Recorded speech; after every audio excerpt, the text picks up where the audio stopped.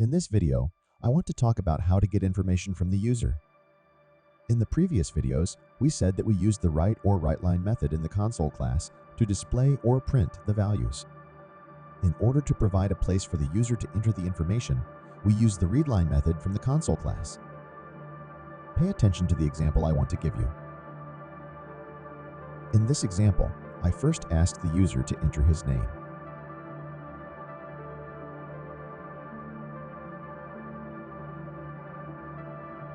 Then, as I said, using readLine, I gave him a place to do this. Whatever the user enters is stored in the name variable, which is of string type. Then, using the WriteLine command, I will print a welcome message for the user.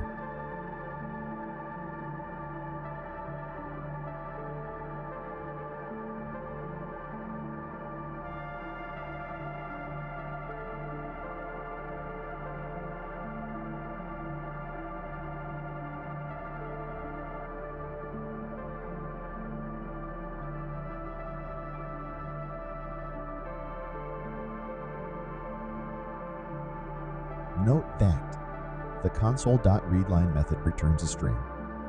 Therefore, you cannot get information from another data type, such as integer. In the next example, I tried to ask the age of the user. Then I created a variable called age of integer type to store any number entered by the user as age.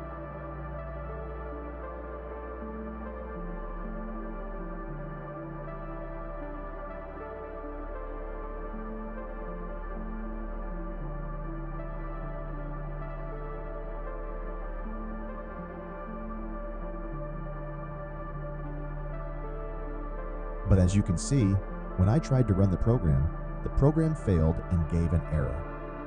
As I said, readLine returns the data as a string, and as we said in the variables video, you cannot save a numeric variable as a string variable. Therefore, I used the convert class to solve this issue. Here, this command converts string data into numeric data.